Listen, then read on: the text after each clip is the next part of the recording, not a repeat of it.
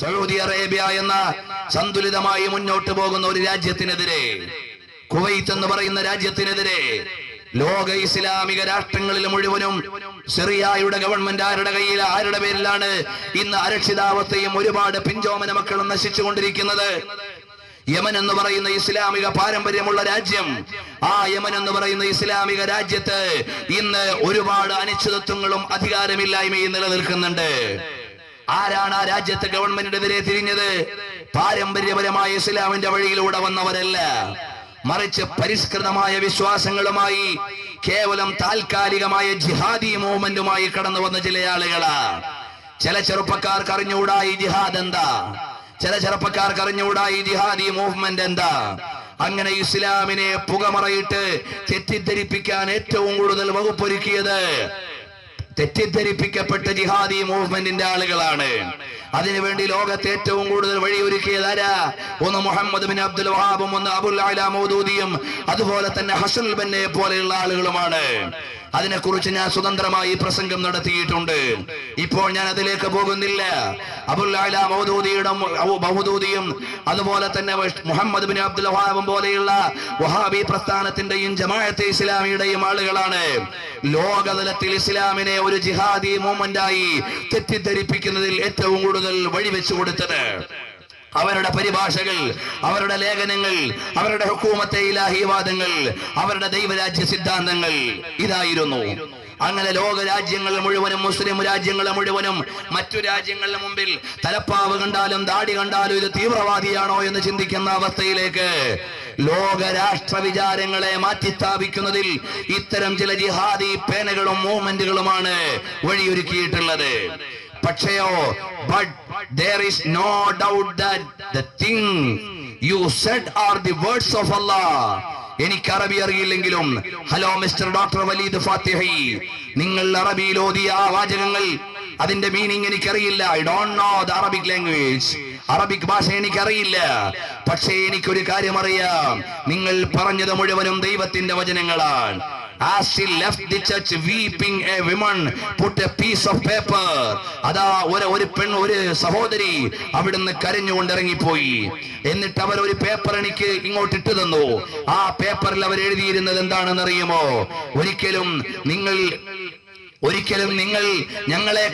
ഞങ്ങളെപ്പോലെയല്ല, നിങ്ങൾ ഞങ്ങളെക്കാൾ ഉന്നതരാണ് എന്നെഴുതിയൊരു പേപ്പർ എനിക്ക് തന്നിട്ട് പോയി.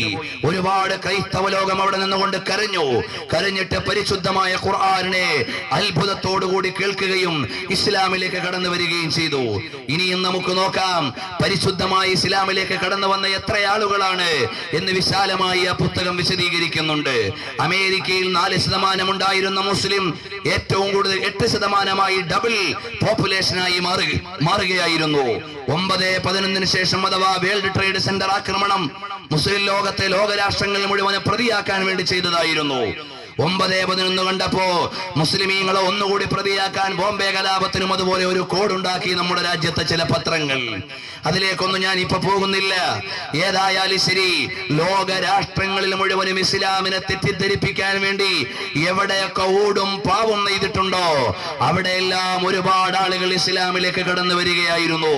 അവരെല്ലാവരും ഇസ്ലാമിലേക്ക് കടന്നു വന്നിട്ടോ, one Dutch Islamic centre claims 10-fold increase.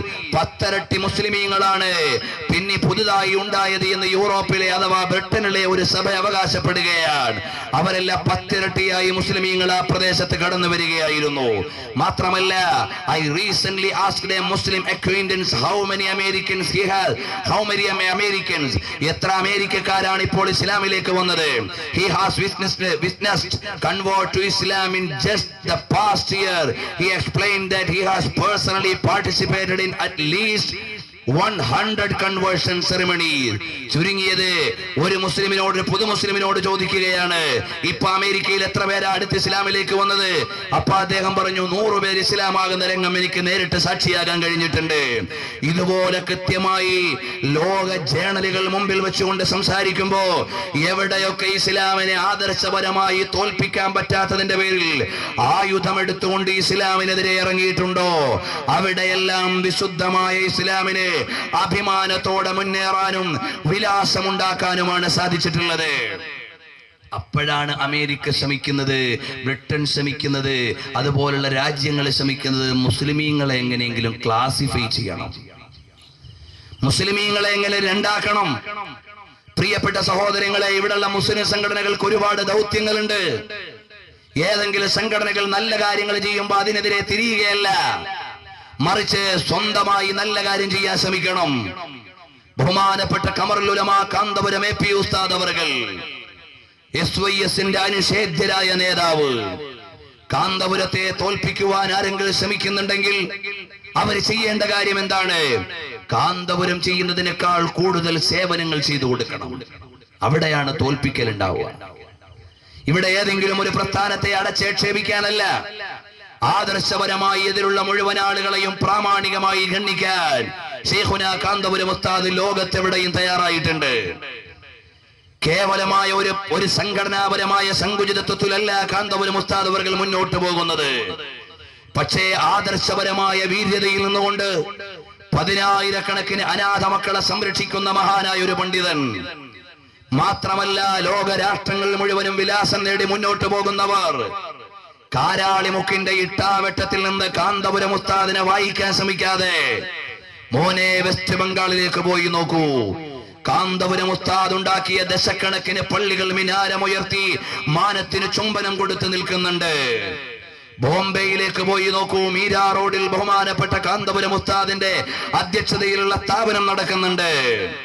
അതുപോലെ തന്നെ ബാംഗ്ലൂരിലേക്ക് പോയി നോക്കൂ, 10ഓളം ഹോസ്റ്റലുകളിൽ നമ്മുടെ പ്രസ്ഥാനത്തിന്റെ നേതൃത്വത്തിൽ ദീനീയായ ശിക്ഷണത്തോടെ അവിടുത്തെ യൂണിവേഴ്സിറ്റികളിൽ പഠിക്കുകയും ഉന്നത കാര്യാലയങ്ങളിൽ ജോലി ചെയ്യുന്നവരുണ്ട്. കാരാളിമുക്കിന്റെ ഇട്ടാവട്ടത്തിൽ നിന്നും മതാധ്യക്ഷതയുടെ മേൽനോട്ടം അവകാശപ്പെടുന്നവർക്ക് ഇതിന്റെ കാമാന്ന് ഏതെങ്കിലും ഒരു അക്ഷരം പറയാൻ അവരുടെ പ്രസ്ഥാനത്തിന്റെ നേതാക്കന്മാർക്ക് കഴിയോ?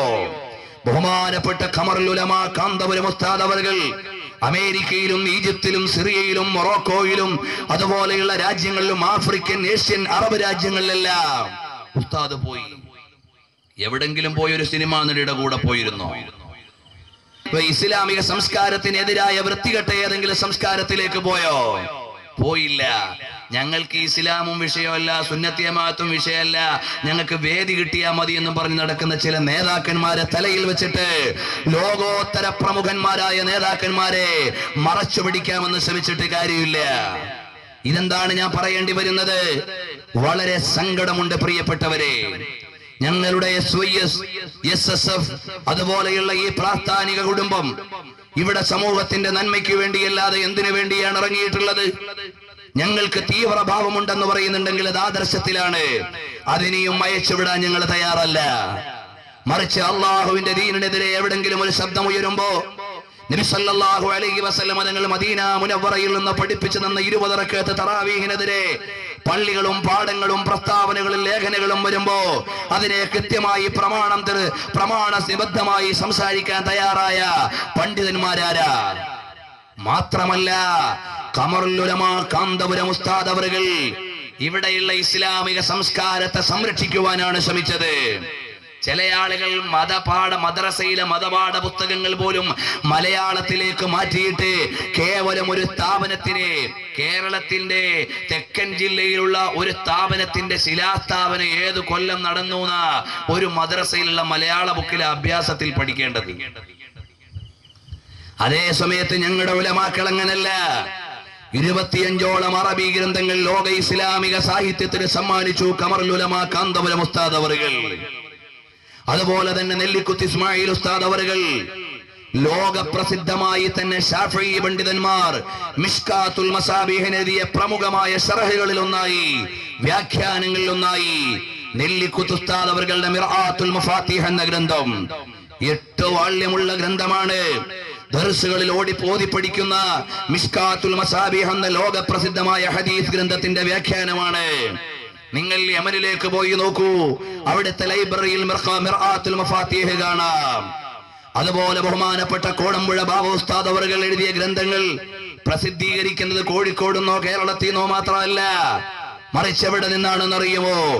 ഈജിപ്തിലെ ദാറുൽ ബശായിർ ബഹുമാനപ്പെട്ട ഉസ്താദ് അവരുടെ പുസ്തകം കിതാബുകൾ പ്രസിദ്ധീകരിച്ചിട്ടുണ്ട്. സയ്യിദുൽ ബശർ എന്ന ഗ്രന്ഥം. അതുപോലെ തന്നെ അബുൽ ബഷർ എന്ന് പറയുന്ന ഗ്രന്ഥം യുഎഇയിലെ ഔഖാഫിന്റെ അംഗീകാരത്തോടെ അവിടെ പ്രസിദ്ധീകരിച്ചിട്ടുണ്ട്. ഇൻഷാ അല്ലാഹ് ലോക പ്രസിദ്ധ പ്രസാധകന്മാർ നമ്മുടെ ഉസ്താദുമാരുടെ രചനകൾ ഏറ്റെടുത്ത് പ്രസിദ്ധീകരിച്ചു കൊണ്ടിരിക്കുകയാണ്. അപ്പോഴും ഞങ്ങൾക്ക് ഇതൊന്നും അറിയണ്ട, നിങ്ങളുടെ പരിപാടി പറ്റില്ല എന്നേ ഉള്ളൂ എന്ന വിചാരം ചില മനസ്സിലുണ്ടെങ്കിൽ അവർക്കറിയാത്തത് കൊണ്ടാണ്. മാപ്പ് കൊടുക്കേണ്ടത് നമ്മുടെ ബാധ്യതയാണ്. പ്രിയപ്പെട്ട സഹോദരങ്ങളെ, നമ്മൾ മനസ്സിലാക്കണം, നാം നമ്മുടെ പണ്ഡിതന്മാര് ചെയ്യുന്ന സേവനങ്ങളെ കുറിച്ച് തിരിച്ചറിയണം. മഹാന്മാരായ നമ്മുടെ ഉസ്താദുമാര് വീട്ടിലിരുന്ന് വിശ്രമിക്കുകയല്ല, കേവലം ഒരു പള്ളിയുടെ മിമ്പറും മിഹ്റാബുമായി മാത്രം ബന്ധപ്പെട്ടുകൊണ്ട് നിൽക്കുകയല്ല. ലോക രാഷ്ട്രങ്ങളിലേക്ക് ഇസ്ലാമിക ഉന്നതിക്ക് വേണ്ടി കടന്നു ചെന്ന് ഈ സമുദായത്തെ എങ്ങനെയെങ്കിലും ഉന്നമനത്തിലേക്ക് കൊണ്ടുവരണമെന്ന് വിചാരിച്ച് പ്രായം മറന്ന് ആരോഗ്യം മറന്ന് ഓരോ നിമിഷവും ഒരു യുഗത്തിന്റെ പ്രവർത്തികൾ ചെയ്തുകൊണ്ട് മുന്നോട്ട് പോകുന്നവരാണ് മഹാന്മാരായ ഉസ്താദുമാർ. അതുകൊണ്ട് നമ്മുടെ ഈ പ്രാസ്ഥാനിക കുടുംബം ഇവിടെ ചെയ്തുകൊണ്ടിരിക്കുന്ന സേവനം എന്താണ്? ഖമറുൽ ഉലമ കാന്തപുരം ഉസ്താദ് അവറുകൾ ഈ രാജ്യത്തിന്റെ നിയമങ്ങൾ മാനിച്ചുകൊണ്ട് മുന്നോട്ട് പോകുന്നു. അതുപോലെ തന്നെ ഇസ്ലാമിന്റെ നിയമത്തിൽ ഒരു വിട്ടുവീഴ്ചയും ഇല്ലാതെ മുന്നോട്ട് പോകുന്നു. അത്രയും കൃത്യമായ ഒരു സമുദായത്തെ നയിച്ച് മാതൃകായോഗ്യമായി മുന്നോട്ട് പോകുമ്പോ ഈ പ്രസ്ഥാനത്തെ ദയവ് ചെയ്ത് പഠിക്കാൻ നിങ്ങൾ തയ്യാറാകണം. കാന്തപുരം ഉസ്താദിന്റെ മുന്നേറ്റം എവിടെയുണ്ടായി? ഒന്നുമില്ലെങ്കിൽ മനോരമ പത്രത്തിന്റെ വെബ്സൈറ്റ് നിങ്ങൾ പരിശോധിക്കണം. അതിൽ എഴുതിയിട്ടുണ്ട്, മതപണ്ഡിതന്മാർക്ക് പ്രൊഫഷണൽ സ്വഭാവം കൊണ്ടുവന്ന കേരളത്തിലെ പണ്ഡിതനാരാ? മനോരമക്കാരന്റെ കാഴ്ചപ്പാടിൽ സൈറ്റിൽ എഴുതിയിട്ടുണ്ട്, കാന്തപുരം ഉസ്താദ് അവറുകളാണ്. ഒരു രാഷ്ട്രീയ പ്രസ്ഥാനത്തിന്റെയും ഭാഗം ചേരാതെ രാഷ്ട്രീയ ഭരണാധികാരികളുടെ മുമ്പിൽ പോയി ഇസ്ലാമിന് വേണ്ടി ആവശ്യങ്ങൾ ഉന്നയിക്കാൻ, അതുപോലെ ഈ സമുദായത്തിന്റെ ആവശ്യങ്ങൾ ഉന്നയിക്കാൻ മുന്നോട്ട് വരുന്ന ഒരു പ്രാസ്ഥാന നായകൻ ആരാണുള്ളത് വേറെ? ഇതുപോലെ കണിശമായ കാൽവെപ്പിലൂടെ വ്യക്തമായ സംഘടനാ ചിട്ടയിലൂടെ മുന്നോട്ട് പോകുമ്പോ പ്രിയപ്പെട്ട ചെറുപ്പക്കാരെ, നാം ആരെയും ആക്ഷേപിക്കേണ്ടവരല്ല, നാം ആരുടെയും കുറ്റവും കുറവും നോക്കേണ്ടവരല്ല. നമുക്ക് ചിലത് ഇവിടെ ചെയ്യാനുണ്ട്. നമുക്ക് ചെയ്യാനുള്ളത് വേറെ പ്രസ്ഥാനത്തിന്റെ ന്യൂനത നോക്കലല്ല, നമുക്ക് ഈ യുഗത്തെ മാറ്റി എഴുതേണ്ടവരാണ്. ചെറുപ്പക്കാരെ, നമുക്ക് ചിലത് ഇവിടെ നടപ്പിലാക്കേണ്ടതുണ്ട്. സത്യത്തിന് വേണ്ടി, ധർമ്മത്തിന് വേണ്ടി, നീതിക്ക് വേണ്ടി, അള്ളാഹുവിന്റെ വിശുദ്ധമായ ദീൻ ഇവിടെ നടപ്പിലാകാൻ വേണ്ടി, അതുപോലെ തന്നെ ഈ രാജ്യത്ത് സമാധാനം ഉണ്ടാകാൻ വേണ്ടി, സൗഹാർദ്ദത്തിൽ അധിഷ്ഠിതമായി മുന്നോട്ട് പോകുന്ന ഈ സമൂഹത്തെ ആ സൗഹാർദ്ദത്തിൽ അധിഷ്ഠിതമായി മുന്നോട്ട് പോകാനുള്ള മാനസിക വിചാരങ്ങൾ രൂപപ്പെടുത്താൻ വേണ്ടി ഒരുപാട് ദൗത്യങ്ങൾ നമുക്ക് നിർവഹിക്കേണ്ടതുണ്ട്. ഇസ്ലാം എന്ന പുറം ലോകത്ത് നിന്ന് ഒരുപാട് വെല്ലുവിളികൾ നേരിട്ടുകൊണ്ടിരിക്കുകയാണ്. ഞാൻ വളരെ ഒരു ലോങ് ചാപ്റ്റർ നിങ്ങളുടെ മുമ്പിൽ അവതരിപ്പിക്കണമെന്ന് വിചാരിച്ചിരുന്നു, പക്ഷേ സമയം അനുവദിക്കുന്നില്ല. അതുകൊണ്ട് ലോക രാഷ്ട്രങ്ങളുടെ മുഴുവനും ചലനങ്ങൾ പരിശുദ്ധമായ ഇസ്ലാമിക് തിയോളജിയെ ഇല്ലായ്മ ചെയ്യാൻ ആദർശപരമായി മുന്നോട്ട് വന്നപ്പോൾ പരാജയപ്പെട്ടു. യഥാർത്ഥത്തിൽ മുസ്ലിം ചെറുപ്പക്കാര് മനസ്സിലാക്കേണ്ടത് അതാ പരിശുദ്ധമായ ഇസ്ലാം പഠിപ്പിച്ചു, കൊച്ചുകുട്ടികളാണെങ്കിലും അവർക്ക് വകതിരിവായാൽ ആൺകുട്ടിയെയും പെൺകുട്ടിയെയും ഒരു വിരിപ്പിന്റെ ഉള്ളിൽ ഉറങ്ങാൻ അനുവദിക്കരുത്. ഇസ്ലാം പറഞ്ഞ നിയമം എത്ര മനോഹരമാണ്. UKG-കാരിയും LKG-കാരിയും ഒക്കെ പീഡിപ്പിക്കപ്പെടുമ്പോഴാണ് ഇസ്ലാമിന്റെ നിയമത്തിന്റെ മൂല്യം അറിയേണ്ടത്. അച്ഛൻ കണ്ടുകൊണ്ടിരുന്ന നീല ഫിലിമുകളിൽ നിന്ന് പ്രചോദനം ഉൾക്കൊണ്ടാണ് 10 വയസ്സുകാരൻ തോന്നിവാസത്തിനിറങ്ങിയതെങ്കിൽ വീട്ടിലേത് ധാർമ്മികമായ ചുറ്റുപാടാണ് കാത്തു സൂക്ഷിക്കേണ്ടതെന്ന് മദീനയിലെ രാജാവ് ലോകൈക ഗുരുവായ മുഹമ്മദുർ റസൂലുള്ളാഹ് സ്വല്ലല്ലാഹു അലൈഹി വസല്ലം തങ്ങൾ പഠിപ്പിച്ചു തന്നിട്ടുണ്ട്. അവിടെ നിന്ന് നമുക്ക് വായിക്കാവുന്നതാണ്. നമ്മുടെ വീടുകളിൽ മാതാപിതാക്കൾ അഥവാ വാപ്പയും ഉമ്മയും പിതാവും മാതാവും പരസ്പരം സംസാരിക്കുമ്പോഴുള്ള അവരുടെ ലൈംഗികമായി അനുവദിക്കപ്പെട്ട കാര്യങ്ങൾ പോലും മക്കളുടെ മുമ്പിൽ വെച്ച് നിർവഹിക്കാൻ പാടില്ല. അവരിൽ തെറ്റായ വിചാരങ്ങൾ ഉണ്ടാക്കിയെടുക്കും. അതുകൊണ്ട് സൂക്ഷിക്കണമെന്ന് പഠിപ്പിച്ചു ഇസ്ലാം. കാരണം എന്താണ്? നെഗറ്റീവ് റിസൾട്ടുകൾ നമ്മുടെ സന്താനങ്ങളിൽ നിന്ന് വരാതിരിക്കാനാണ്. ഇതുപോലെ ഓരോ സ്റ്റെപ്പുകളെയും മൈക്രോ മാക്രോ ലെവലിൽ നോക്കിയിട്ട് അതിസൂക്ഷ്മമായി പരിശുദ്ധമായി ഇസ്ലാം ദർശിച്ചിട്ടുണ്ട്. പ്രിയപ്പെട്ട സഹോദരങ്ങളെ, ആ മഹിതമായ ഇസ്ലാമിന്റെ തിരുദർശനങ്ങളെ ഹൃദയത്തിലേറ്റിക്കൊണ്ട് ലോകത്തിന് അവതരിപ്പിക്കേണ്ട ഏറ്റവും പ്രധാനപ്പെട്ട സമയമാണിത്. അതുകൊണ്ട് നാം ആലോചിക്കേണ്ടത്, ഞാൻ ഈ നാട്ടിൽ നല്ല കാര്യങ്ങൾ ചെയ്യുന്നവർക്ക് പ്രചോദനം കൊടുക്കാൻ കഴിയണം. അള്ളാഹുവിന്റെ ദീന് പറയാൻ ലോകൈക ഗുരുവായ പുണ്യപ്രവാചകർ സ്വല്ലല്ലാഹു അലൈഹി വസല്ലം തങ്ങളുടെ പവിത്രമായ ആശയങ്ങളെ പറഞ്ഞു കൊടുക്കാനാണ് ഈ വേദി ഒരുക്കിയത്. ഏതെങ്കിലും രാഷ്ട്രീയ പകപോക്കലുകൾക്ക് വേണ്ടിയല്ല, തോന്നിവാസങ്ങൾക്ക് വേണ്ടിയല്ല, അനുദായ്മകൾക്ക് വേണ്ടിയല്ല. അപ്പോഴവിടെ ആലോചിക്കണം, പടച്ചവനെ, നിന്റെ ദീന് പറയേണ്ട ഒരു വേദിയിൽ പങ്കെടുക്കേണ്ടവരെ അതിന് അള്ളാഹുവിന്റെ മുമ്പിൽ കണക്ക് പറയേണ്ടി വരുമോ ഇല്ലയോ എന്ന വിചാരം നമ്മുടെ ഓരോരുത്തരുടെയും മനസ്സിലുണ്ടാകണം. ഞാൻ ഇവിടേക്ക് വരുമ്പോ അള്ളാഹുവിന്റെ പരിശുദ്ധമായ ദീൻ പറയുക എന്ന ലക്ഷ്യത്തോടെയാണ് ഞാൻ വന്നത്. നാളെ അള്ളാഹുവിന്റെ കോടതിയിൽ കൂലി കിട്ടണമെന്ന ആഗ്രഹത്തോടെയാണ് ഞാൻ ഇതിലേക്ക് വന്നത്. അതുപോലെ ഇവിടെ ഇരിക്കുന്ന ഒരൊറ്റ പ്രവർത്തകന്മാരും അനുവാചകന്മാരും സിനിമ കാണാൻ വന്നവരല്ല, നാടകത്തിന് വേണ്ടി വന്നവരല്ല. അള്ളാഹുവിന്റെ ദീനിന്റെ പ്രതാപവും ആത്മീയമായ ഉപദേശങ്ങളിൽ ലഭ്യമാകുമെന്ന് വേണ്ടി വിചാരിച്ചു കൊണ്ടുവന്നതാണ്. ഇതാരോടുമുള്ള വെല്ലുവിളിക്ക് വേണ്ടി ഉണ്ടാക്കിയ വേദിയല്ല, മറിച്ച് പരിശുദ്ധമായ ഇസ്ലാമും മുസ്ലിം ലോകത്തിന്റെ ആനുകാലികമായ ചരണങ്ങളെയും വഹിക്കാൻ വേണ്ടിയുള്ളതാണ്. പ്രിയപ്പെട്ട സഹോദരങ്ങളെ, യദുല്ലാഹി അലൽ ജമാഅ, അതുകൊണ്ട് ഒരുമിച്ച് നിൽക്കണം അഹ്ലുസ് സുന്നത്തി വൽ ജമാഅത്ത് എന്ന മഹത്തായ ആദർശത്തിന്റെ പേരിൽ. അതേ സമയത്ത് പ്രവാചകൻ സല്ലല്ലാഹു അലൈഹി വസല്ലം തങ്ങളെ ഒരാൾ കളിയാക്കാൻ ഇറങ്ങിയാൽ അവനെ കൂടെ കൂട്ടിക്കൊണ്ട് സമരം ചെയ്താൽ വിജയം ലഭിക്കുകയില്ല. അതുകൊണ്ട് അവനെ തിരുത്തുകയോ അവനെ മാറ്റി നിർത്തുകയോ വേണം. ആരെങ്കിലും അള്ളാഹുവിന്റെ പരിശുദ്ധമായ ഖുർആനിനെ ചോദ്യം ചെയ്താൽ അവനോട് പറഞ്ഞു കൊടുക്കണം ഇസ്ലാമിന്റെ മഹിതമായ മൂല്യം. അവൻ ഉൾക്കൊള്ളുന്നില്ലെങ്കിൽ അവനെ ചിലപ്പോൾ മാറ്റി നിർത്തേണ്ടി വരും. അതേ സമയത്ത് ലാ ഇലാഹ ഇല്ലല്ലാഹ് മുഹമ്മദുർ റസൂലുള്ളാഹ് എന്ന മഹിതമായ വിശ്വാസത്തിൽ അചഞ്ചലമായി മുന്നോട്ട് പോകുന്ന, തൗഹീദിലും റിസാലത്തിലും അചഞ്ചലമായി വിശ്വസിക്കുന്ന അഹ്ലുസ് സുന്നത്തി വൽ ജമാഅത്തിന്റെ കൃത്യമായ ആശയാദർശങ്ങളെ പരിപാലിച്ചുകൊണ്ട് മുന്നോട്ട് പോകുന്ന നമ്മെ സംബന്ധിച്ചിടത്തോളം അതിൽ കൃത്യമായ കണിശത വേണം. നാം നല്ലതിന്റെ സഹായിയാകണം. അതിനുവേണ്ടി നമ്മളാൽ കഴിയുന്ന സഹായങ്ങൾ ചെയ്തു കൊടുക്കണം. നാം തെറ്റിന്റെ സഹായികളാകരുത്. നാം നബി സല്ലല്ലാഹു അലൈഹി വസല്ലം തങ്ങളുടെ മഹിതമായ മാതൃകയാണ് പിൻപറ്റേണ്ടത്. പ്രിയപ്പെട്ട സഹോദരങ്ങളെ, അതുകൊണ്ട് നാം എല്ലാവരും പരിശുദ്ധമായ ഇസ്ലാമിന്റെ മഹിതമായ മൂല്യങ്ങളെ കാത്തു സൂക്ഷിക്കാൻ നമ്മുടെ വീടുകളിലേക്ക് ആത്മീയമായ വിദ്യാഭ്യാസം തിരിച്ചു കൊണ്ടുവരണം. നമ്മുടെ വീടുകളിൽ കേബിളുകൾ നമ്മുടെ അരമനകളെ കീഴടക്കുന്നുണ്ട്. നിങ്ങളെ LKG-യിലും UKG-യിലും പഠിക്കുന്ന ഓമന മക്കൾ ഇരുന്നു കൊണ്ട് കേബിളുകൾ കണ്ട് അവരുടെ മനസ്സും മസ്തിഷ്കവും തകരാറാവുകയാണ്. അവൻ യൂറോപ്പിന്റെ ആരാധകനായി മാറുകയാണ്. യൂറോപ്യൻ ഡ്രസ്സാണ് അവന്റെ ചാനലിലൂടെ കാണുന്നത് മുഴുവനും. അതിലൂടെ അവന്റെ പ്രേമവും അവന്റെ മനസ്സും അതിലേക്ക് മാറുകയാണ്. അതേ സമയത്ത് ഇസ്ലാമികമായ സംസ്കൃതിയിലേക്ക് അവരെ കൊണ്ടുവരണം. റസൂലുള്ളാഹി സ്വല്ലല്ലാഹു അലൈഹി വസല്ലം തങ്ങളെ പറഞ്ഞു കൊടുക്കണം. അഥവാ പ്രിയപ്പെട്ട സഹോദരങ്ങളെ, ടെലിവിഷൻ ഇല്ലെങ്കിൽ നമ്മുടെ മക്കൾക്ക് ജനറൽ നോളജ് ഉണ്ടാവില്ല എന്ന് ആരെങ്കിലും തെറ്റിദ്ധരിച്ചെങ്കിൽ അത് ഈ ലോകത്തെ ഏറ്റവും വലിയ വിഡ്ഢിത്തമാണ്. ഞങ്ങളുടെ ആരുടെയും വീടുകളിൽ യാതൊരു ടെലിവിഷൻ സംവിധാനങ്ങളുമില്ല. മതരംഗത്ത് നിൽക്കുന്ന പണ്ഡിതന്മാർ ആനുകാലികമായ ചലനങ്ങളെ അറിയുന്നുണ്ട്. ടെലിവിഷൻ ഇല്ലാതെയും ആനുകാലിക വാർത്തകൾ അറിയാനുള്ള ഉപാധികളുണ്ട്. നമ്മുടെ മക്കൾക്ക് ആ ഒരു സംസ്കാരം പഠിപ്പിച്ചു കൊടുക്കണം. വീട്ടിൽ നിന്ന് ടെലിവിഷൻ എടുത്തു മാറ്റുമ്പോ നന്മയുടെ ഒരു കവാടം തുറക്കുകയും തിന്മയുടെ 1000 കവാടങ്ങൾ അടയ്ക്കുകയുമാണ് ചെയ്യുക എന്നൊരു വകതിരിവിലേക്ക് നമ്മൾ വരണം. അപ്പൊ ചിലപ്പോൾ ആളുകൾ ചോദിക്കുമല്ല, ഈ അഡ്വാൻസ്ഡ് യുഗത്തിലും TVക്കെതിരെ സംസാരിക്കുകയാണോ എന്ന്. അല്ല, നിങ്ങൾ മനസ്സിലാക്കണം, ടെലിവിഷനിലൂടെയും അതുപോലെയുള്ള ചിത്രങ്ങളിലൂടെയും ഈ ലോകത്തിന് ലഭിച്ച ഗതികേടുകൾ എത്രയാണ് എന്ന് നാം ആലോചിക്കേണ്ടതുണ്ട്. എവിടെ വരെ എത്തി എന്നറിയുമോ? ഒരു പണ്ഡിതന് എത്രമാത്രം ആഴത്തിൽ പഠനമുണ്ട് എന്നല്ല ആളുകൾ നോക്കുന്നത്. അതുപോലെ തന്നെ എത്ര മുത്തഅല്ലിമീങ്ങളുടെ ഉസ്താദാണെന്നല്ല നോക്കുന്നത്, എത്ര മഹലിന്റെ കാളിയാണെന്നല്ല നോക്കുന്നത്. ഏത് ഉസ്താദാ TV ഫത്വ പറയുന്നത് അയാളാ വലിയ പണ്ഡിതനെന്ന് തെറ്റിദ്ധരിച്ചു പോയി.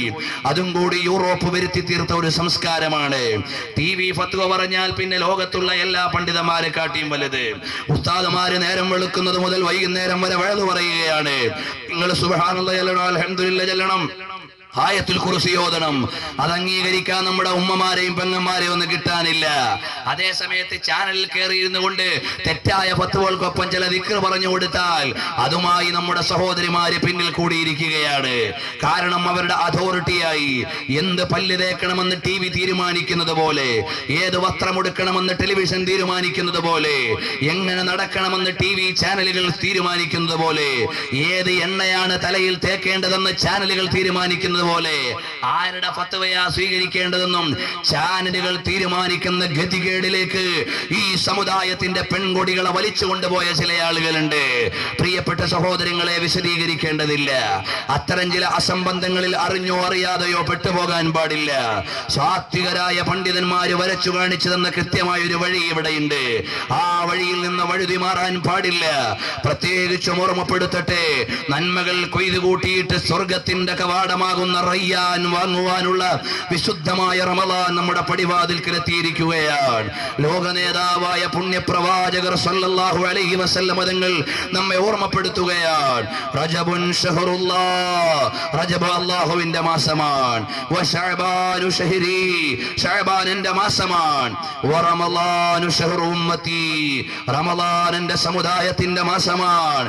കാരണം നിങ്ങൾക്ക് നന്മകൾ ചെയ്ത് മുന്നോട്ട് പോകാൻ, അല്ലാഹുവിലേക്ക് അടുക്കുവാനുള്ള 1000 കവാടങ്ങൾ 7000-ഉം 70,000-ഉം 70 പ്രതിഫലങ്ങൾ നൽകിക്കൊണ്ട് നിങ്ങളുടെ മുമ്പിലേക്ക് തുറന്നു കൊടുക്കുമ്പോ നബി സല്ലല്ലാഹു അലൈഹി വസല്ലം തങ്ങൾ റമളാൻ മാസമായാൽ ശദ്ദൽ മിഅ്സറ, അരത്തുണി എവിടുന്ന് മുറുക്കിയെടുത്തു, അഥവാ ഒരുങ്ങി തയ്യാറായി ഇബാദത്ത് ചെയ്യുവാൻ. പാപങ്ങൾ സുരക്ഷിതരായ പുണ്യ നബി സല്ലല്ലാഹു അലൈഹി വസല്ലം തങ്ങൾ ആരാധനയ്ക്ക് വേണ്ടി ഒരുങ്ങിയെങ്കിൽ പാപമംഗിലമായ ഹൃദയങ്ങളും കരങ്ങളും അവയവങ്ങളുമുള്ള നാം നന്മയുടെ വഴിയിലേക്ക് കടന്നു വരാൻ കൂടുതൽ തയ്യാറാകേണ്ടതുണ്ട്. കാരുണ്യത്തിന്റെയും പാപമോചനത്തിന്റെയും നരകമോചനത്തിന്റെയും രാവുകളും നിശകളും പകലുകളുമാണ് നമ്മുടെ മുമ്പിലേക്ക് വരുന്നത്. അതിനെ മുഴുവനും ആരാധനാവിഷ്ടമാക്കണം. പ്രിയപ്പെട്ട സഹോദരങ്ങളെ, നമ്മുടെ മനസ്സിൽ മുസ്ലിങ്ങളോട് വിരോധമുണ്ടാകാൻ പാടില്ല. ഞാൻ ചെയ്യുന്ന കാര്യം നന്മയാണോ എന്ന് കൃത്യമായ വിലയിരുത്തൽ വേണം. നാളെ അല്ലാഹുവിന്റെ കോടതിയിലേക്ക് വരുമ്പോ, പടച്ചവനെ, ഞാൻ എന്തിനു വേണ്ടിയാണ് എന്റെ ഈ കൈ ഉയർത്തിയത്, അല്ലെങ്കിൽ ഞാൻ എന്തിനു വേണ്ടിയാണ് ഈ സമീപനം സ്വീകരിച്ചത് എന്നതെല്ലാം ആലോചിക്കുമ്പോ റബ്ബിന്റെ മുമ്പിൽ കണക്ക് പറയാൻ പറ്റുന്ന അവസ്ഥയിലേക്ക് നമുക്ക് ബോധമുണ്ടാകണം. അല്ലെങ്കിൽ നമ്മുടെ പ്രവണതകൾ മുഴുവനും റബ്ബിന്റെ അടുക്കൽ കണക്ക് പറയേണ്ടി വരും. പ്രിയപ്പെട്ട സഹോദരങ്ങളെ, മഹാന്മാരായ സ്വാലിഹീങ്ങൾ പറയുന്ന വിശുദ്ധമായ വാചകങ്ങളുണ്ട്. അവരെല്ലാം അല്ലാഹുവിന്റെ ദീനിന്റെ ഉന്നതിക്ക് വേണ്ടിയല്ലാതെ ശബ്ദിച്ചിട്ടില്ല. അല്ലാഹുവിന്റെ പൊരുത്തത്തിന് വേണ്ടിയല്ലാതെ അവരുടെ വാചകങ്ങൾ ഉണ്ടായിട്ടില്ല. അവരുടെ പ്രവർത്തനങ്ങളെല്ലാം റബ്ബിന്റെ പ്രീതിക്ക് വേണ്ടിയായിരുന്നു. മഹാന്മാരായ ആളുകൾ മുഴുവനും റമദാനിനെയും മറ്റ് രാപ്പകലുകളെയും എങ്ങനെയാണോ ആരാധനാവിഷ്ടമാക്കിയത്, അതുപോലെ നാമും നമ്മുടെ ജീവിതത്തെ ക്രമീകരിക്കണം. ഇത്തഖുല്ലാഹ്, അല്ലാഹുവിൽ നിങ്ങൾ തഖ്വയുള്ളവരായി മാറണം. നന്മ ചെയ്യണമെന്ന് പഠിപ്പിച്ചത് അല്ലാഹുവാണ്. തിന്മ ചെയ്യാൻ പാടില്ലെന്ന് വിരോധിച്ചവൻ അല്ലാഹുവാണ്. ആ അല്ലാഹുവിനെ മറന്നുകൊണ്ട് ജീവിച്ചാൽ ഭക്ഷണം തരുന്ന അല്ലാഹു തആല, താമസിക്കാൻ ഇടം നൽകിയ അല്ലാഹു തആല, ആരോഗ്യം നൽകിയ അല്ലാഹു തആല, അവന്റെ വിശുദ്ധമായ ദീൻ എന്റെയോ നിങ്ങളുടെയോ പ്രവണത കൊണ്ട് കേടുവന്നു പോയാൽ നമ്മുടെ ജീവിതം അപകടത്തിലാണ്. മാത്രമല്ല, എന്നെയും നിങ്ങളെയും ഈ ലോകത്തേക്ക് അയച്ചതിന്റെ പരമമായ ലക്ഷ്യം നമുക്കൊരു നല്ല ഒരു 10-25 വയസ്സ് വരെ വിദ്യാഭ്യാസം നടത്തണം, പിന്നീടൊരു വിവാഹം നടത്തണം, 2 സന്താനങ്ങൾ വേണം, അവരെ പഠിപ്പിക്കണം, അവരെ വിവാഹം ചെയ്തയക്കണം, പിന്നെ ഏതെങ്കിലും ഒരു പള്ളിക്കാട്ടിൽ പോയി കിടക്കണം. ഇങ്ങനെ 4-5 അജണ്ടയ്ക്ക് വേണ്ടിയല്ല നമ്മുടെ ജീവിതം. ചെറുപ്പക്കാരെ, നമ്മുടെ ജീവിതം അല്ലാഹുവിനെ ഇബാദത്ത് ചെയ്യാനാണ്. ശാബുൻ ശഫീ ഇബാദത്തില്ലാഹ്, അല്ലാഹുവിന്റെ പ്രീതിയിലായി ജീവിക്കുന്ന, ആരാധനയിലായി ജീവിക്കുന്ന ചെറുപ്പക്കാരൻ യൗമ ലാ ദില്ല ഇല്ലാ ദില്ലുഹു, അല്ലാഹുവിന്റെ അർശിന്റെ തണലല്ലാത്ത വേറെ തണലൊന്നുമില്ല.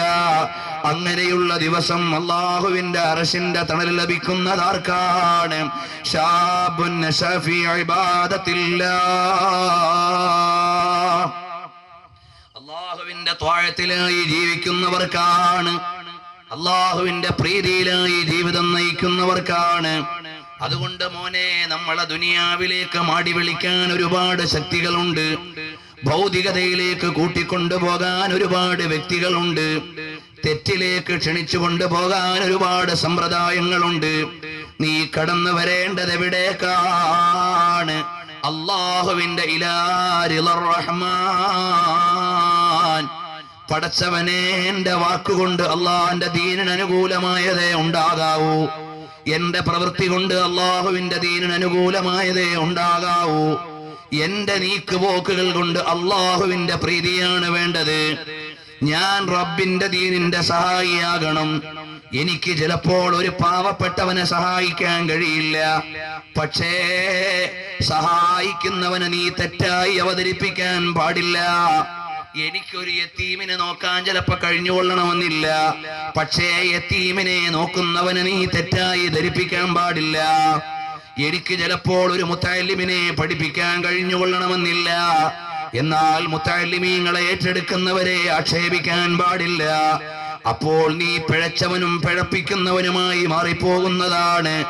നിനക്ക് കഴിയുന്ന നന്മ നീ ചെയ്തു കൊള്ളണം. മറ്റൊരുത്തൻ ചെയ്യുന്ന നന്മയുടെ തടസ്സം നീ സൃഷ്ടിക്കാൻ പാടില്ല.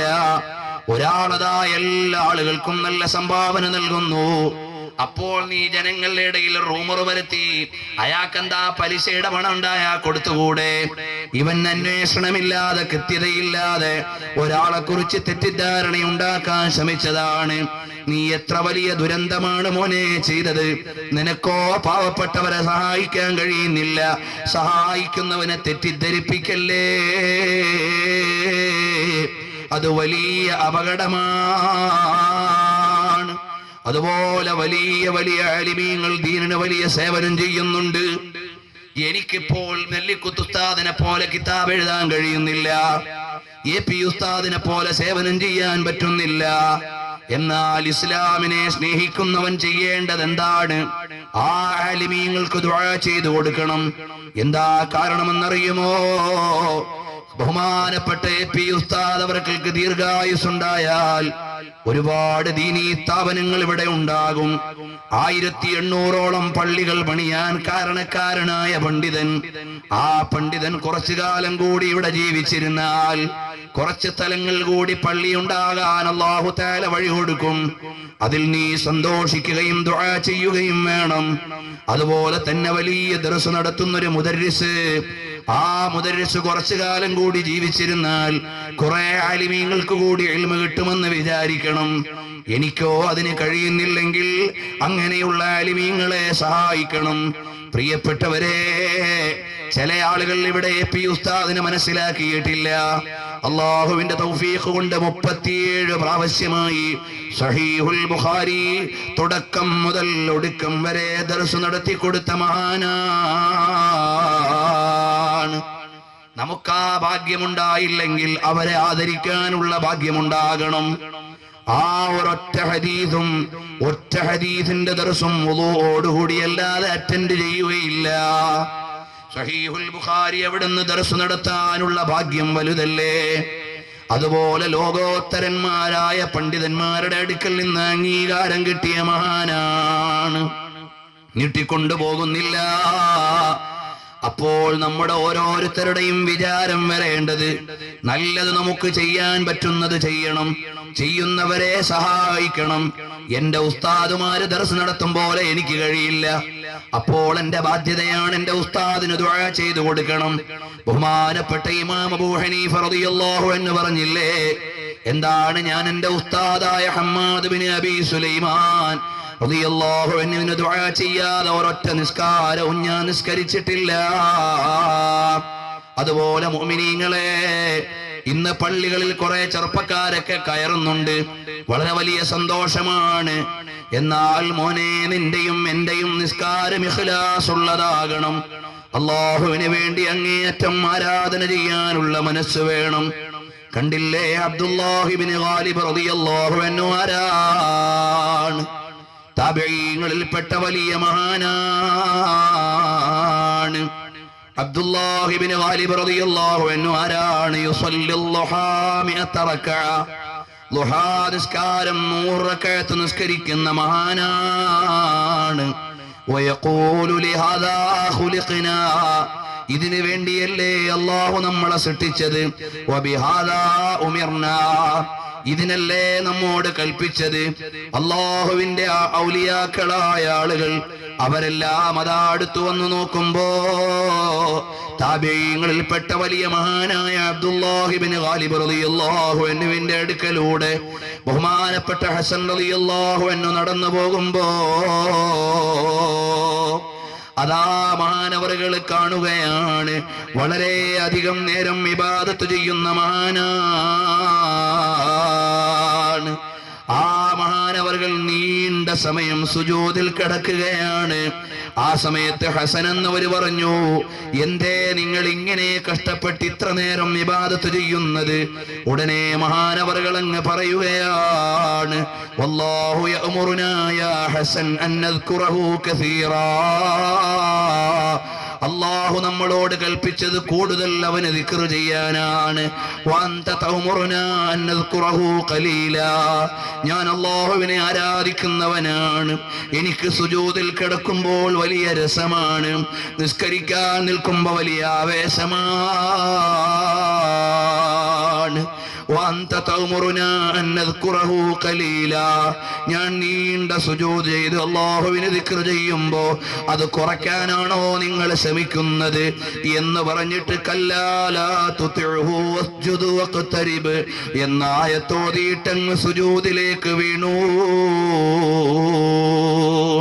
എന്നിട്ട് അല്ലാഹുവിനോട് ദുആ ചെയ്യുകയാണ്, അല്ലാഹുമ്മ ഇന്നാ നശ്കൂ ഇലൈക സഫഹ അഹ്ലാമിനാ ونقص عملنا واقتراب آجالنا وذهاب الصالحين منا.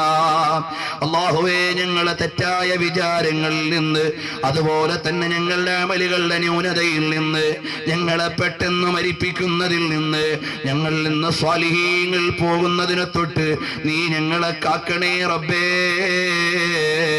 എന്ന് പറഞ്ഞുകൊണ്ട് ജീവിച്ച മഹാനായ അബ്ദുല്ലാഹി ഇബ്നുൽ ഗാലിബ് റളിയല്ലാഹു അൻഹു ആരാണെന്നറിയുമോ?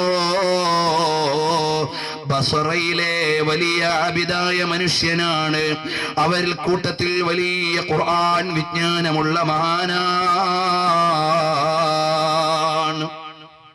ബഹുമാനപ്പെട്ടവർ ഹിജ്റ 83 ഷഹീദായ മഹാനാണ്. കേട്ടോളൂ ചെറുപ്പക്കാരെ, ഞാനും നിങ്ങളുമൊക്കെ ജീവിച്ച് മരിച്ചിട്ട് എവിടെങ്കിലുമൊക്കെ ഖബർസ്ഥാനിൽ കിടത്തിയിട്ട് ആളുകൾ പോകും. നമ്മുടെ കയ്യിൽ രക്ഷപ്പെടാൻ അമലുണ്ടോ? 100 റക്അത്ത് ദുഹാ നിസ്കരിച്ച മഹാനായ മനുഷ്യൻ, അതുപോലെ നീണ്ട മണിക്കൂറുകളോളം സുജൂദിൽ കിടന്ന മഹാനായ അബ്ദുല്ലാഹി ഇബ്നുൽ ഗാലിബ് തങ്ങൾ അതാ മഹാനവറുകളെ ഖബറടക്കി പോയി. അതാ മഹാനവറുകളെ ഖബറടക്കിയപ്പോൾ മഹാനവറുകളുടെ ഖബറിൽ നിന്ന് ബഅദ വഫാതിഹി മിൻ ഖബരിഹി റീഹൽ മിസ്കി, ഖബറിന്റെ ഉള്ളിൽ നിന്ന് വരുന്നു കസ്തൂരിയുടെ ഗന്ധമാണ്. വദാമ ദാലിക ഫതറതൻ തവീല, നീണ്ട സമയം മഹാനവറുകളുടെ നീണ്ട കാലം ഖബറിന്റെ ഉള്ളിൽ നിന്ന് നല്ല കസ്തൂരിയുടെ ഗന്ധമാണ്. ഫകാന الناس يأخذون من تراب قبره. സ്വാലിഹായ ഒരു മനുഷ്യന്റെ ഖബറിന്റെ അടുക്കൽ നിന്ന് ഉള്ള മണലിന് മുഴുവനും കസ്തൂരിയുടെ ഗന്ധം വന്നപ്പോ മുഅ്മിനീങ്ങളായ ആളുകൾ ബറക്കത്തിന് വേണ്ടി മണ്ണെടുക്കാൻ തുടങ്ങി. സ്വാലിഹീങ്ങളുടെ ഖബറിന്റെ അടുക്കൽ നിന്ന് കസ്തൂരിയുടെ ഗന്ധമുള്ള മണ്ണാണ് മുഅ്മിനീങ്ങളെ. എന്നാൽ ആ കസ്തൂരിയുടെ ഗന്ധമുള്ള മണ്ണ് ജനങ്ങളെടുത്തപ്പോ ഫലമ്മാ ഖാഫൽ ഉലമാഉൽ ഫിത്നത അലൻ നാസി ബിഖബ്രിഹി, അതാ മഹാനവറുകളുടെ ഖബറിന്റെ അടുക്കൽ നീ എല്ലാവരും മണ്ണ് കൊണ്ടുപോയാൽ ആ ഖബർ തന്നെ ചിലപ്പോ അങ്ങ് കേടായി പോയാലോ എന്ന് വിചാരിച്ച് ജനങ്ങളെ നിയന്ത്രിച്ചു, അതങ്ങ് മാറ്റിവെച്ചു, അവർക്ക് പ്രവേശനം തടസ്സപ്പെടുത്തി എന്ന് മഹാനവറുകളെ കുറിച്ച് രേഖപ്പെടുത്തുമ്പോ മഹാ അബ്ദുല്ലാഹിൽ ഗാലിബ് തങ്ങൾ വഫാത്തായി. ഒരുപാട് മഹാന്മാര് സ്വപ്നം കണ്ടു.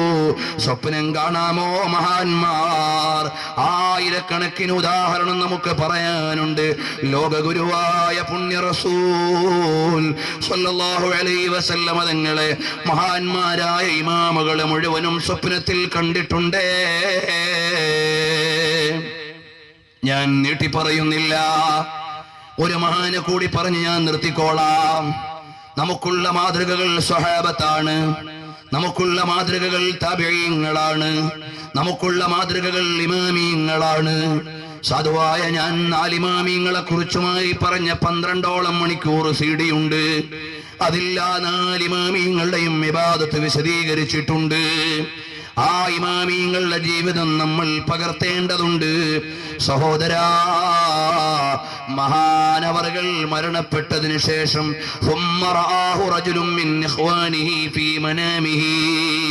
ചോദിച്ചു, അല്ല സ്വപ്നത്തിൽ കാണുകയാണ്. ചോദിച്ചു, എങ്ങനുണ്ട് അബ്ദുല്ലാഹിൽ ഗാലിബ് തങ്ങളെ? റാഹത്താണ്, സ്വർഗത്തിലേക്കുള്ള കവാടമാണ്. ചോദിച്ചു, എന്തുകൊണ്ടാണ് നിങ്ങൾക്ക് സ്വർഗീയ കവാടം ലഭിച്ചത്? ബിമനിൽ തഹാദിൽ മർത്തബ. ചോദിച്ചപ്പോൾ പറയുകയാണ്, എനിക്ക് കിട്ടാനുള്ള കാരണം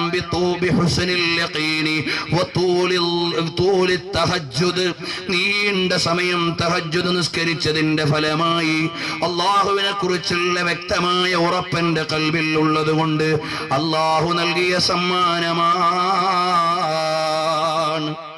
ആ സഹോദരൻ ചോദിച്ചു, എന്തേ നിങ്ങളുടെ ഖബറിൽ നിന്ന് ഈ കത്തൂരിയുടെ ഗന്ധം ഇങ്ങനെ വരാനുള്ള കാരണം? ഉടനെ പറയുകയാണ്, ഖുർആൻ ഓതിയതിന്റെ സുഗന്ധമാണ്, ഖുർആൻ ഓതിയതിന്റെ പ്രതിഫലമാണ്. അതുകൊണ്ട് മുഅ്മിനീങ്ങളെ ഖുർആൻ ഓതണം. അല്ലാഹുവിന്റെ ഹബീബ് സ്വല്ലല്ലാഹു അലൈഹി വസല്ലം തങ്ങൾ പഠിപ്പിച്ചു, ഖുർആൻ ഓതുന്നവൻ അവിടുന്ന് വളരെ സുഗന്ധമുള്ളവനാണ്. അപ്പോൾ ഖുർആൻ ഓതുന്ന ആളുകളുടെ ഖബറിൽ സുഗന്ധമുണ്ട്. ഒരാളെ കൂടി പറഞ്ഞു, ഞാൻ നിർത്തട്ടെ മുഅ്മിനീങ്ങളെ, നിസ്കാരം ഒരൊറ്റ വഖത്തും ഖളാകാൻ പാടില്ല. പള്ളി നിറച്ച ആളുകളെ കാണും, പക്ഷേ ഖുശൂഅോടെ നിസ്കരിക്കുന്ന ഒരാളെയും കാണാൻ കിട്ടുന്നില്ല എന്ന് മഹാന്മാര് പറഞ്ഞിട്ടുണ്ട്. വിശദീകരിക്കുന്നില്ല. പ്രിയപ്പെട്ടവരെ, മരിക്കുന്ന സമയത്ത് നല്ലപോലെ മരിക്കണം. അതാ ഒരുപാട് ഇമാമിങ്ങൾ മരിച്ചപ്പോഴെങ്ങനെയായിരുന്നു? സാധുവായ ഞാൻ സംസാരിച്ചൊരു പ്രസംഗം നിങ്ങൾക്ക് കിട്ടും, മഹാന്മാരുടെ അന്ത്യനിമിഷങ്ങൾ. ഇമാമിങ്ങൾ അവര് ലോകത്തോട് മരണപ്പെട്ടത് എങ്ങനെയാണ്, അതുപോലെ മഹാന്മാരുടെ രാത്രികൾ എങ്ങനെയായിരുന്നു, അങ്ങനെയും ഒരു പ്രസംഗം സാധുവായ ഞാൻ സംസാരിച്ചിട്ടുണ്ട്. പാലക്കാട് ജില്ലയിലെ ഒറ്റപ്പാലത്ത് വെച്ച് സംസാരിച്ച മഹാന്മാരുടെ രാത്രികൾ എന്നൊരു പ്രസംഗമുണ്ട്. സിദ്ദീഖുൽ അക്ബർ തങ്ങളുടെ രാത്രി എങ്ങനെയായിരുന്നു, ഉമർ ബിൻ ഖത്താബ് തങ്ങളുടെ രാത്രി എങ്ങനെയായിരുന്നു, അതുപോലെയുള്ള മഹാന്മാരുടെ രാത്രികൾ എങ്ങനെ. അതുപോലെ സ്വാലിഹീങ്ങളെ പഠിക്കണം, അവരുടെ ജീവിതത്തിലേക്ക് നമ്മുടെ ജീവിതത്തെ ചേർത്ത് വെക്കണം. അവര് ജീവിച്ചതുപോലെ ജീവിക്കാൻ നമ്മൾ തയ്യാറാകണം. ഒരാളെ കൂടി പറഞ്ഞ് ഞാൻ നിർത്തിക്കോളാം. നോമ്പിന്റെ മസാലകളും നിയമങ്ങളുമെല്ലാം ഇൻഷാ അല്ലാഹ് പള്ളികളിൽ നിന്ന് കേൾക്കുമല്ലോ. ഇപ്പോൾ ഞാൻ അതിലേക്ക് കടക്കാനുള്ള സമയവും ഇല്ല. മോമിനീങ്ങളെല്ലാം ഒന്ന് എഴുന്നേറ്റ് നിൽക്കുമോ? ഒന്ന് പറഞ്ഞോട്ടെ. ബഹുമാനപ്പെട്ട വറാദുൽ അജലി റളിയല്ലാഹു അൻഹു ആരാണെന്നറിയുമോ? വറാദുൽ അജലി റളിയല്ലാഹു അൻഹു അതാ നിസ്കാരത്തിലേക്ക് നിന്നാൽ ആലില പോലെ വിറക്കുന്ന മഹാനാണ്. ഒന്നടുത്തു സഹോദരങ്ങളൊക്കെ ഒന്ന് നിൽക്കുമോ? വറാദുൽ അജലി റളിയല്ലാഹു അൻഹു ആരാണ്? വലിയ മഹാനായ മനുഷ്യനാണ്. അല്ലാഹുവിനെ ഇബാദത്ത് ചെയ്തിരുന്ന മഹാനാണ്. ആ വറാദുൽ അജലി റളിയല്ലാഹു അൻഹു വഹുവ ആബിദുൻ തഖിയ്യുൻ മിൻ കിബാരി താബിഈൻ. താബിഈങ്ങളിൽപ്പെട്ട വലിയ മഹാനാണ്, ആബിദീങ്ങളിൽപ്പെട്ട നേതാവാണ്. അബൂദറുൽ ഗിഫാരി റളിയല്ലാഹു അൻഹുവിനെ എന്ന സ്വഹാബിയെ കണ്ടിട്ടുണ്ട്. അതുപോലെ മഹാനവറുകളെ കുറിച്ച് ഒരുപാട് മഹാന്മാര് മഹത്വം പറഞ്ഞിട്ടുണ്ട്. ആ മഹാനവറുകളോ അവിടുന്ന് അതാ നിസ്കരിക്കാൻ നിന്നാൽ കരഞ്ഞുപോയി. എപ്പോഴും കരഞ്ഞുകൊണ്ടിരിക്കുന്ന വറാദുൽ അജലി തങ്ങളോട് ചോദിച്ചു, എന്തേ നിങ്ങൾ ഇങ്ങനെ കരഞ്ഞുകൊണ്ടിരിക്കുന്നത്? ഉടനെ പറയുകയാണ്, ഞാൻ ഉടമ്പടി ചെയ്തു പോയി, നാളെ സ്വർഗത്തിൽ ചെന്ന് അള്ളാഹുവിനെ അഭിമുഖീകരിക്കുമ്പോഴല്ലാതെ ഞാൻ ചിരിക്കില്ല. എനിക്ക് സ്വർഗം കിട്ടുമ്പോഴല്ലാതെ ചിരിക്കാൻ അവകാശമില്ല. ഇവിടുത്തെ പണം നീങ്ങിപ്പോകാം, ഇവിടുത്തെ പെണ്ണ് കിഴവിയായേക്കാം, ഇവിടുത്തെ അനുഗ്രഹങ്ങൾ നീങ്ങിപ്പോയേക്കാം, ഇവിടുത്തെ വീടുകൾ നശിച്ചു പോയേക്കാം, എല്ലാം വിട്ടുപോകേണ്ടതാണ്. ചിരിക്കേണ്ട സമയം അല്ലാഹു ഒരുക്കിയ സ്വർഗം കിട്ടുമ്പോഴാണ്. അതുവരെ ചിരിക്കാൻ അവകാശമില്ല. മോനെ, നമ്മൾ എവിടെയാണിന്ന്?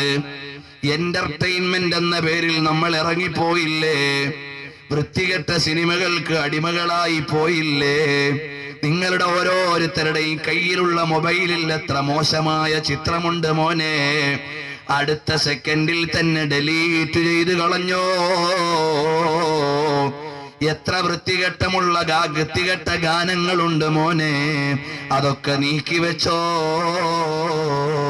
അല്ലാഹുവിനെ ഭയന്നുകൊണ്ട് ജീവിക്കണം. 100ഓളം ആലിമീങ്ങളെ പറയാനുണ്ട്. അവരുടെ നിസ്കാരം വല്ലാത്തതു തന്നെ. അവരുടെ രാത്രികൾ സിനിമ കാണാനല്ല, റബ്ബിന്റെ മുമ്പിൽ സുജൂദിൽ കിടക്കാനാണ്. നബി സല്ലല്ലാഹു അലൈഹി വസല്ലം തങ്ങളുടെ സുജൂദ് കണ്ടില്ലേ? അരജുദു ഓതുന്നതിന്റെ സമയം സുജൂദിൽ കിടന്നിട്ടില്ലേ? ഒരു ജുദു ഓതുന്ന സമയം സുജൂദിൽ കിടന്നിട്ടില്ലേ? പാപം ചെയ്തതുകൊണ്ട് പൊറുക്കാൻ കിടന്നതല്ല, അല്ലാഹുവിന്റെ മുമ്പിൽ അവിടുന്ന് വിനീതമായി ഇബാദത്ത് ചെയ്തതാണ്. നമ്മൾ പാപികളല്ലേ? അപ്പോൾ നിസ്കരിക്കുന്ന നിസ്കാരം ഇഖ്ലാസോടെയാകണം.